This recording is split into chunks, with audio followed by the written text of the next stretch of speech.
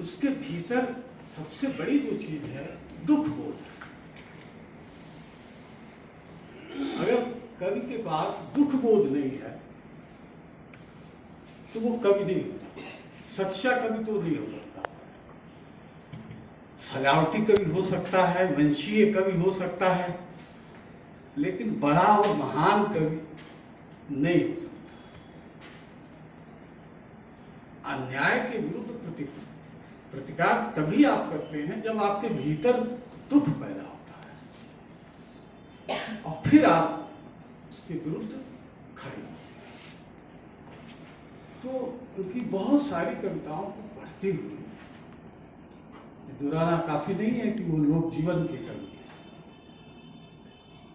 लोक जीवन तो आपके शुरुआती काव्य संग्रहों को आप उलटिए तो आपको पता लगेगा कि वो लोक जीवन से ही प्राणवायु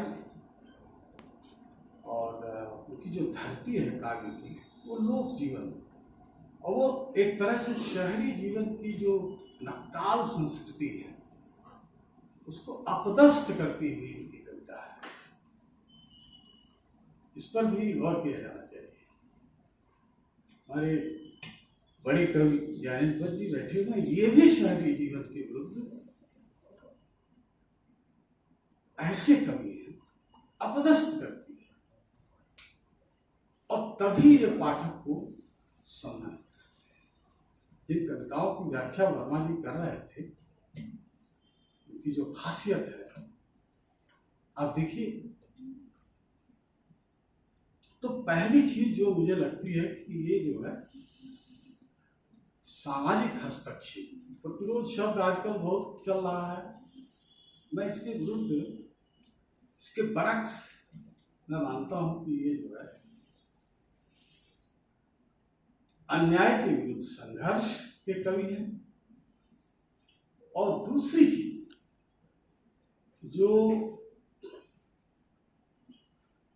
खासतौर से जो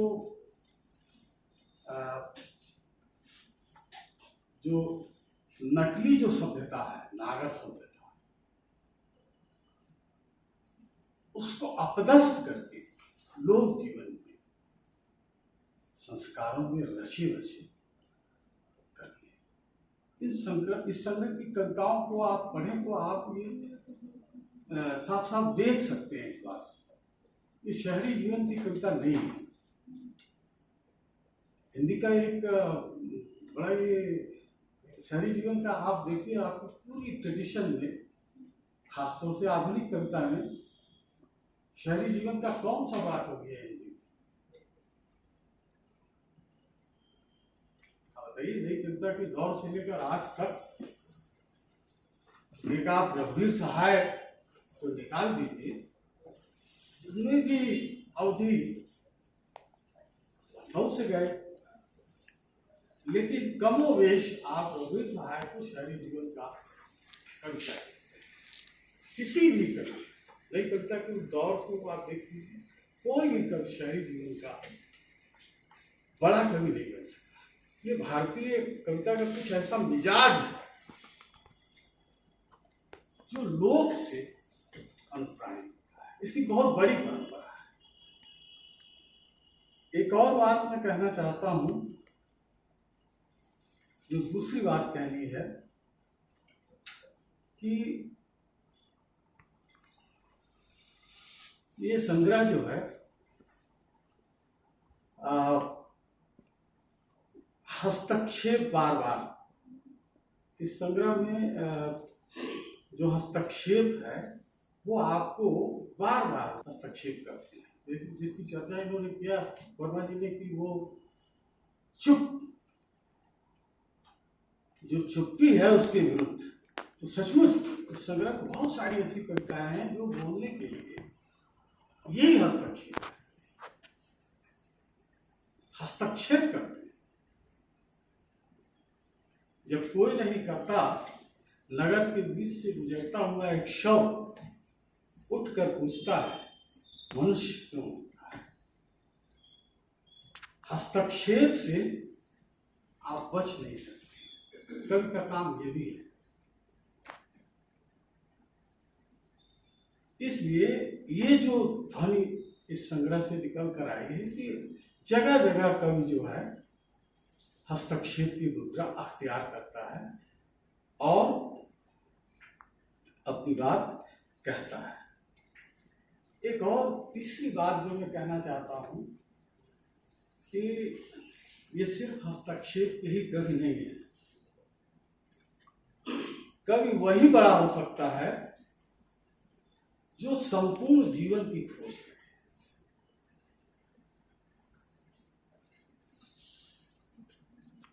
और क्योंकि आप देखिए ज्ञानेन्द्र जी के दौर में बहुत सारे कवि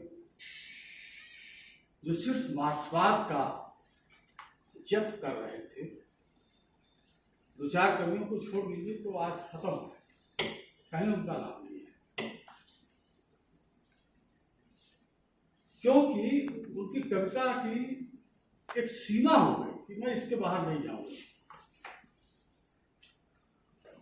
कविता का काम अपने समय को ही देखना नहीं है, समय के पीछे भी जाना है और समय के आगे भी जाना है। बड़ा कवि वही हो सकता है। इसकी बात वर्मा ने कहा कि वो परंपरा का संधान करते हैं तो अतीत में जाते हैं। यह काम कुंवर नारायण ने एक दौर में किया, नई कविता के दौर में कुंवर नारायण ने यह काम किया और बड़े कवि आधुनिकता की गिरफ्त में फंसे हुए श्रीकांत वर्मा, जिन्होंने कहा कि शिव के धनुष की तरह मैंने परंपरा को तोड़ दिया है। बाद में ऐसे ही कवि ने 8वें दशक के आसपास अपने समय की कविता के विरुद्ध मगध की ऐसी कविताएं लिखी।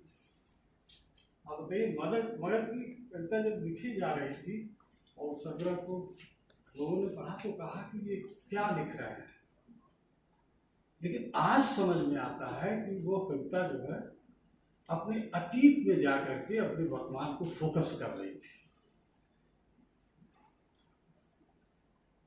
श्रीकांत जी ने ही, हालांकि वो कांग्रेस पार्टी के जो सत्ता में बैठी थी उसके प्रवक्ता थे, लेकिन उस समय उन्होंने लिखा था कि कौशल अधिक दिन तक टिक नहीं सकता, कौशल में विचारों की कमी है। जब मैं इस संग्रह को आज पढ़ रहा था तो मैं देख रहा हूं कि जगह जगह जो श्रीकांत जी बोलने पर जो पाबंदियां हैं, अघोषित पाबंदियां हैं, उस पर जो रिएक्शन है कविता, वो काबिल तारीफ, वो अन्याय के विरुद्ध संघर्ष, वो हस्तक्षेप। आप हस्तक्षेप से बच नहीं सकते।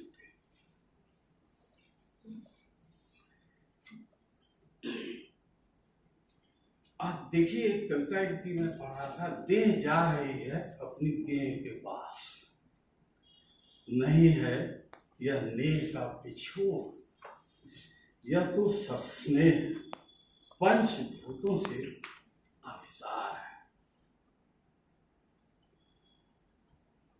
अब इस कविता को आप देखिए कि किस तरह हमारे कविता पर श्रीकांत जी ने कविता लिखी है, मरकरिका का डोम, लेकिन इस कविता ने एक बिल्कुल दूसरा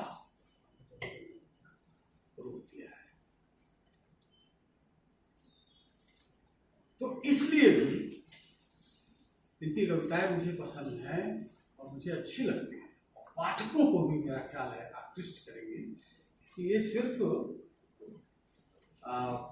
अपने समय को देखने वाले कवि नहीं है, अपने समय पर तो बारीक निगाह रखते हैं, लेकिन ये अतीत में भी जाते हैं और आगे की भी सोचते हैं। इसलिए हमारे समय में जितने कवि सिर्फ यथार्थ के नाम पर अपने समय को फुरच रहे हैं, उस बिगड़ैल सांड की तरह, वो कविता को बहुत आगे नहीं ले जा पा रहे हैं। नई कविता के दौर में, उस दौर में करीब 300-400 कवि लिख रहे थे। देखते ही देखते 50-60 साल में आप देखिए 4-5 कवि रह गए। 40 साल इधर जो कविता का जो 8वें दशक में आप देखिए कितने कवि छन कर आ रहे हैं। इस समय हिंदी कविता की 4-5 पीढ़ियां लिख रही हैं।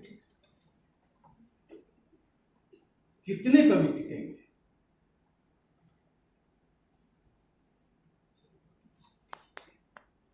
एक और आखिरी बात मैं कहना चाहता हूं कि कविता एक काम और है, बचाना।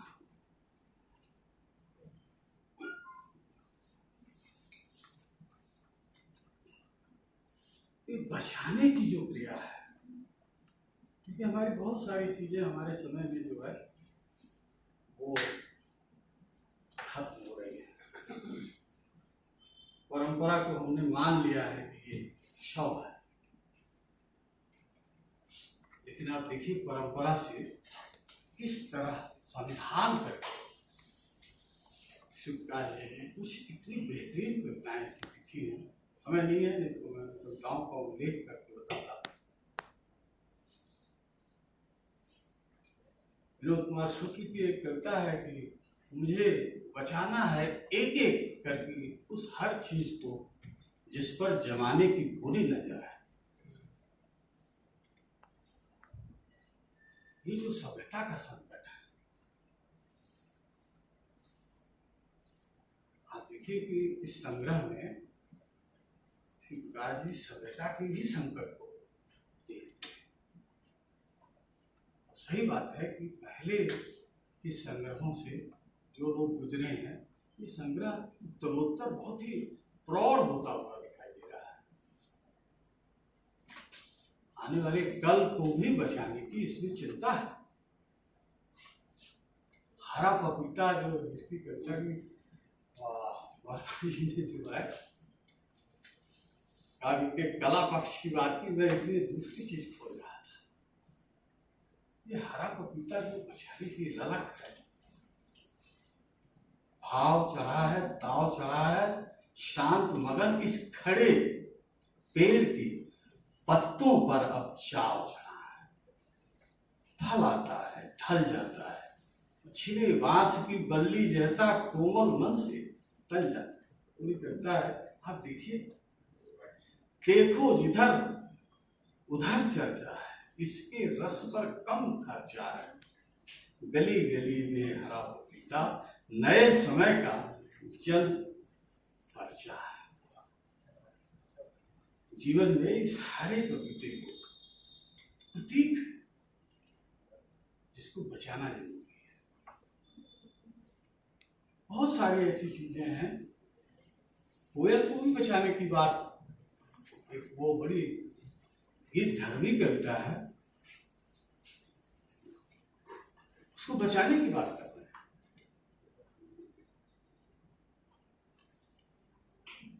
और आखिरी बात कि कवि का काम कितना भी कठिन समय हो, आप बाद में देखता हूँ कि जब भी चर्चा होती है कविता की या कविकर्म की, तो कविकर्म की मुश्किलों की चर्चा करते हुए मैं पिछले 30-40 साल से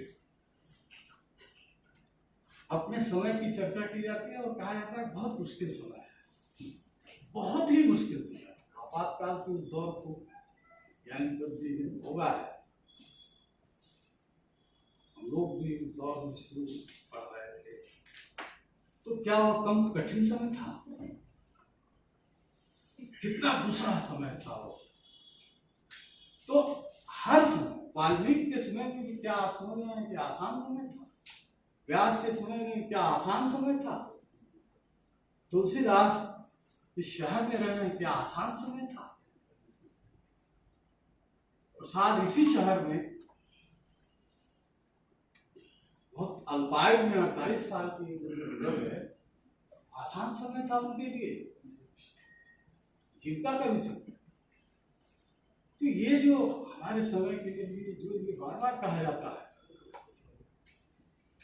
कि आशा, कि आज का समय बड़ा कठिन है, कवि के लिए कोई भी समय आसान नहीं होता, बल्कि सच्चे कवियों के जीवन में कभी वसंत नहीं आता, मेरा तो ये मानना है। वसंत की चाह जरूर होती है, क्योंकि कविता का काम ये भी है कि वो आशा को जगाए रखे, समाज को जगाए रखे, मनुष्य को जगाए रखे। तो ये आशावाद जो है बहुत बड़ी चीज है। एक कविता में उद्धृत करके अपनी बात समाप्त करूंगा। चाहत, कवि की ये चाहत है, ये आशावाद है। इससे अच्छी बात एक जीवन में क्या हो सकती है कि जिसे दया की तरह जीते हुए देखूं, उसमें एक छोटे से अस्तित्व का संचार कर सकूं, और शरद की सुनहरी धूप की तरह देह की जड़ों तक गुदगुदाती अपनी छोटी सी